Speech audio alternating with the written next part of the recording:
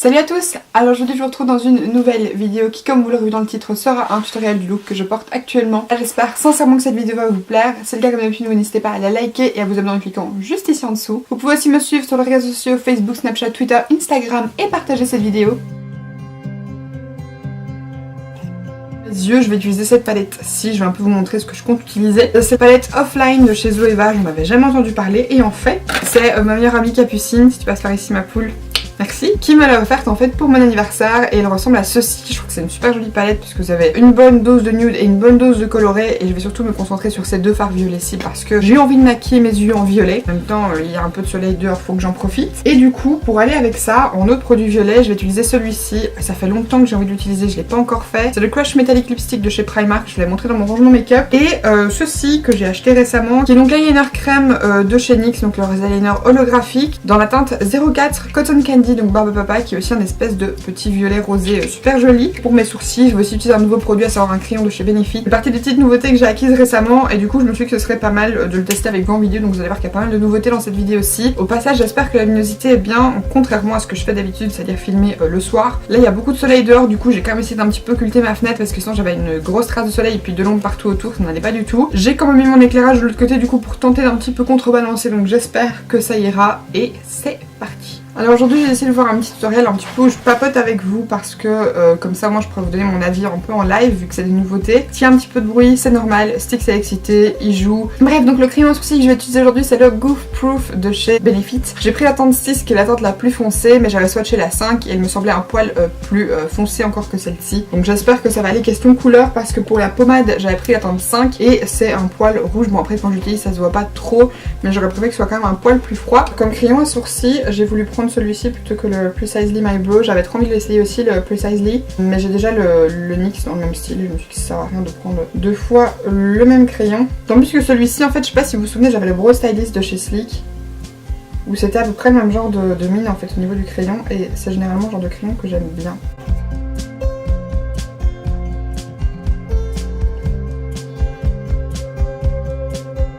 Alors question pigmentation, ça va, la texture du crayon est pas trop sèche, pas trop grasse. Elle tire quand même un peu plus sur le côté sec que sur le côté gras, mais je crois que vous voyez en caméra, on voit quand même vachement déjà la différence. Par contre avec les crayons, bon ça après c'est comme ça, hein, ça n'a rien à voir avec ce crayon-ci. Vous pouvez pas avoir quelque chose d'aussi précis qu'avec une pommade à sourcils ou un autre produit. Ça sert à rien que j'ai de faire mes sourcils en angle en mode méga défini comme je l'ai fait souvent. Je pourrais pas avoir ce genre de résultat là avec un crayon, je le sais très bien. Mais franchement c'est encore mignon, je pense que ça peut être pas mal aussi. Bon moi vous voyez que j'ai pas beaucoup de poils donc la différence entre les deux elle est vachement flagrante. Même si vous avez des sourcils assez fournis, ça peut être pas mal juste pour quoi me remplir des petits trous ou quoi vite fait. Et question couleur, c'est la couleur parfaite vraiment comme j'aime. Franchement il est bien, il s'applique bien, il s'estompe bien avec le petit goupillon qui est d'ailleurs très chouette comme goupillon donc oui. Pas mal pour l'instant. Mais bon après là mon sourcil gauche c'est mon sourcil facile et un peu coopératif donc on va essayer avec le droit en espérant que ça aille aussi bien.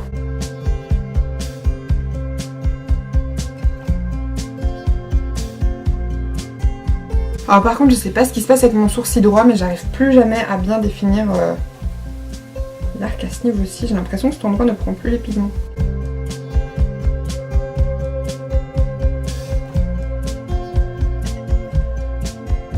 Alors faut aussi savoir que si mes sourcils sont pas parfaits, j'ai plus trop l'habitude de les faire au crayon.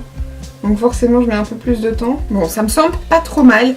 Verdict sur le crayon, il est ma foi pas mal du tout. Par contre vous aurez quand même, ce sera quand même beaucoup plus facile si vous avez pas mal de poils de base. Mais vous voyez que j'ai quand même pas mal de trous. Et au niveau de mon sourcil droit où j'ai moins de poils, il y a des endroits où je dois quand même plus appuyer. Comme il n'est pas très gras, il n'est pas hyper riche en pigments. Maintenant vous voyez que j'ai quand même réussi à me faire des très beaux sourcils. Mais de nouveau pareil c'est pas comme une pommade à sourcils, ça fait un résultat toujours plus naturel. Mais ma foi j'aime vraiment beaucoup. Du coup maintenant je vais quand même venir les fixer avec mon Control Freak Eyebrow Gel de chez NYX qui est basiquement un gel à sourcils transparent. Si vous en cherchez un bien franchement celui-là il est top. Il fixe vraiment les sourcils, genre vous sentez que vos sourcils sont fixés quoi. Ça donne un petit peu cette impression de sourcils qui bougent plus, de sourcils un peu figés. Personnellement moi j'aime bien cette impression un peu crispée comme ça donne vraiment l'impression que mes sourcils sont bien tenus. Alors maintenant je vais passer aux yeux. Comme base je vais utiliser la peau de Lid en Lid de chez The Balm, ça fait un petit moment que je l'ai plus utilisée et je vais la terminer en fait parce que je l'ai quand même depuis un bon moment maintenant. Donc ce serait bien que je la termine. Elle a une texture un tout petit peu siliconée comme ça, ce qui est assez différent des bases à paupières assez collantes que j'utilise d'habitude. Alors peut-être que la base a juste un petit peu bougé et que du coup elle est devenue un petit peu plus huileuse. J'arrive pas à me souvenir parce que ça fait longtemps que je l'ai plus utilisée. Alors, je vais donc utiliser la fameuse palette Offline de chez Zoeva. Je vais d'abord commencer par appliquer le fard Contact, donc qui est l'espèce de violet Parme mat. Je vais donc prendre ça sur un pinceau type Luxe Soft Definer de chez Zoeva. Pas en vrai. Oh, mon carte est là. Je tapote quand même un peu l'excès parce que il est bien pigmenté.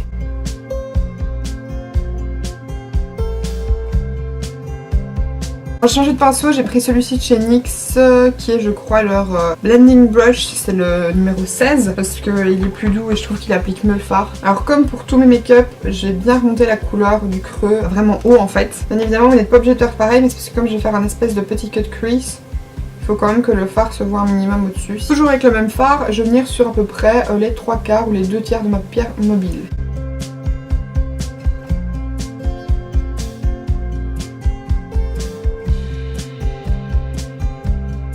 J'adore ce genre de couleur, un petit peu violet, taupe, parme comme ça, je trouve ça vraiment super joli. Et forcément je fais pareil de l'autre côté, toujours avec le même fard. Ça c'était ma couleur de base. Maintenant je vais prendre le fard d'à côté, qui est le fard Unavailable, donc qui est le violet ici un peu plus foncé. Par contre il est irisé, donc j'espère que ça va aller pour faire ce que je veux, mais normalement ça devrait. Je vais venir le prendre avec le pinceau Luxe Petite Crease de chez Zoeva. Et je viens basiquement faire la même chose, mais de manière un petit peu plus précise en fait.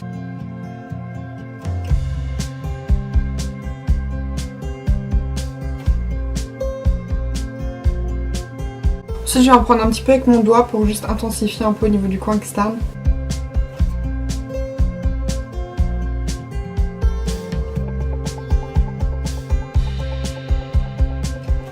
Alors là au niveau du coin externe ça me manque quand même un petit poil de foncé pour moi. Donc je vais venir prendre ce farci de chez Kiko qui est le numéro 158 qui est un violet. Qui est en plus un petit peu plus violet, enfin il est un peu plus vibrant question couleur. Donc du coup ça rajoute un petit peu de joie j'ai envie de dire. C'est un peu moins... ça fait un peu moins terne en fait. Par contre je sais pas si c'est la faute à la base, mais ici, de ce côté là, je sais pas si vous allez voir, mais là, le fard ne veut pas accrocher. Il y a vraiment un endroit où ma peau reste en transparence comme ça. Maintenant on va donc pouvoir passer au Crush Metallic Lipstick de chez Primark. Je vais appliquer un petit pinceau plat comme ceci synthétique. Donc là c'est un des pinceaux d'Anaked. En fait leurs pinceaux plats comme ça sont top pour faire ce genre de truc. Donc je viens me prendre mon produit, je prends un peu de matière avec mon pinceau. Pas trop pour commencer vu que comme j'ai jamais utilisé, je sais pas s'il est fort intense. Et vous voyez, je viens directement tracer ma forme.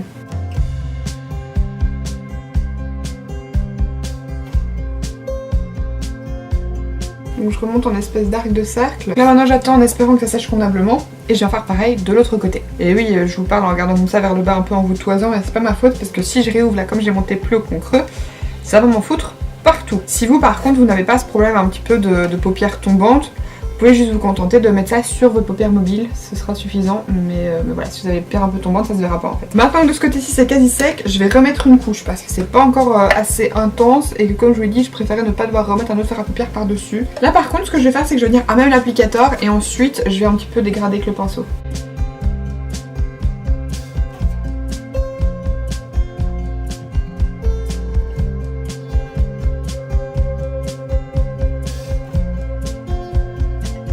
Maintenant je viens juste un petit peu estomper les bords du fard pailleté au doigt.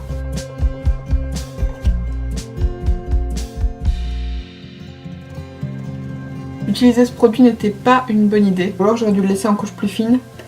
Seulement le problème c'est que ça commence à un petit peu se friper et alors quand j'ouvre les yeux c'est méga désagréable, j'ai l'impression d'avoir vraiment mis quelque chose, enfin c'est une catastrophe. Je vais quand même venir rajouter cette petite paillette par dessus, c'était une mauvaise idée, ça va encore rajouter une couche. Ce sont des paillettes qui viennent de chez Wycon, c'est leur liner pailleté dans la teinte 02 je suppose, enfin bref c'est les violettes quoi.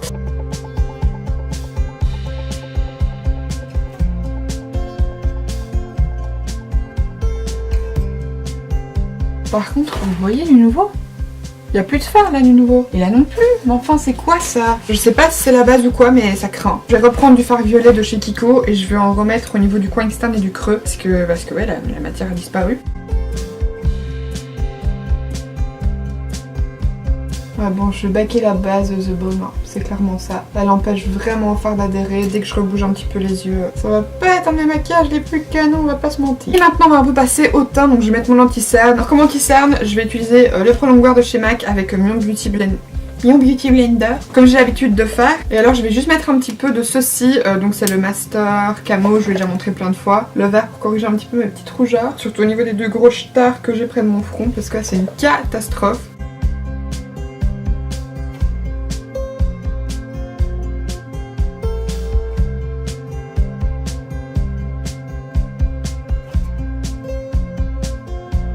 Là je poudre avec la poudre Beauty Amplifier de chez Sephora. Alors par contre je vais pas du tout m'avancer sinon je suis directement dans le soleil donc c'est un petit peu chiant. Vous voyez que la poudre j'ai déjà bien entamée vu qu'elle est quand même bien creusée. Et en fait je viens juste un petit peu tapoter d'abord au niveau de mon visage, de mon nez évidemment, puisque c'est une zone où je regresse facilement. De mon front, mon dieu au niveau du front, poudre bien. On poudre bien. En fait j'ai poudré tout mon visage, même les zones où j'ai pas mis anti-cerne, juste histoire d'être certaine d'avoir au moins le visage bien mat. D'ailleurs je vais juste prendre mon pinceau setting brush que j'ai utilisé aussi pour poudrer le dessous de mes yeux. Pour venir poudrer le tour de mes sourcils. Alors maintenant pour le blush je sais pas du tout quoi mettre. On va prendre celui-ci, j'ai envie de le réessayer, c'est le Rocateur de chez Benefit. Donc c'est une version mini que j'avais eu dans le calendrier de l'Avent il y a 2 ans je crois. Honnêtement s'il y a bien un truc qui vaut pas la peine en calendrier de l'Avent c'est les Benefit. Enfin vous recevez que des mini mais extra mini. Et dans le 3/4 c'est pas des mini intéressantes, c'est genre des mini en fait de produits que personne n'achète juste pour dire de vous les faire découvrir alors que c'est de la merde, vous voyez.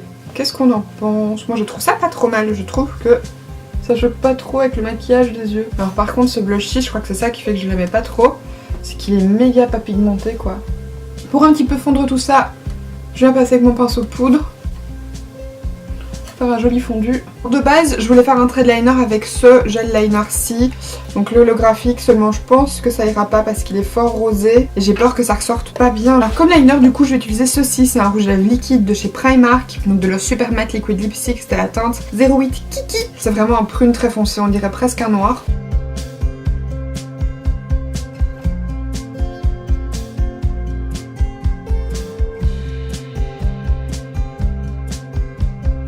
Bon, alors on va être de pire en pire question de luminosité, j'ai dû encore reculer parce que du coup au fur et à mesure le soleil arrive de plus en plus dans ma gueule. J'ai terminé mes yeux en appliquant mon mascara qui est donc le L'Oréal X-Fiber Extreme Waterproof etc, qui est absolument génialissime, le meilleur mascara de tous les temps selon moi. Et j'ai appliqué du coup mon fard à paupières au niveau de mon ras de cils inférieur. Maintenant je vais appliquer un petit peu d'highlighter au niveau de mon coin interne des yeux et du dessous de mes sourcils. Et du coup je vais utiliser ce petit highlighter un petit peu rosé violacé de la palette Solstice de chez Sleek. Donc du coup pour mes yeux je vais appliquer ça avec le pinceau Luxe Pencil de chez Zoeva.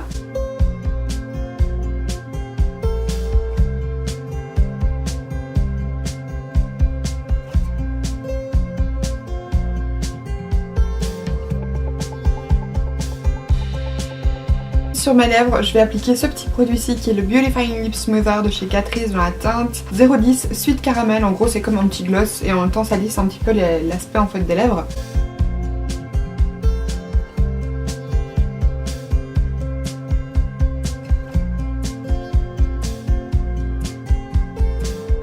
Et bien voilà le look final, j'espère sincèrement qu'il vous aura plu. Comme vous l'avez vu, j'ai galéré et avec la lumière et avec la base et avec les fards, c'était une catastrophe. Mais j'apprécie quand même pas mal le look final. J'espère sincèrement que cette vidéo vous aura plu. Si c'est le cas comme d'habitude, n'hésitez pas à la liker et à vous abonner en cliquant juste ici en dessous. Quant à moi, d'ici la prochaine vidéo, je vous fais d'énormes bisous et je vous dis à la prochaine.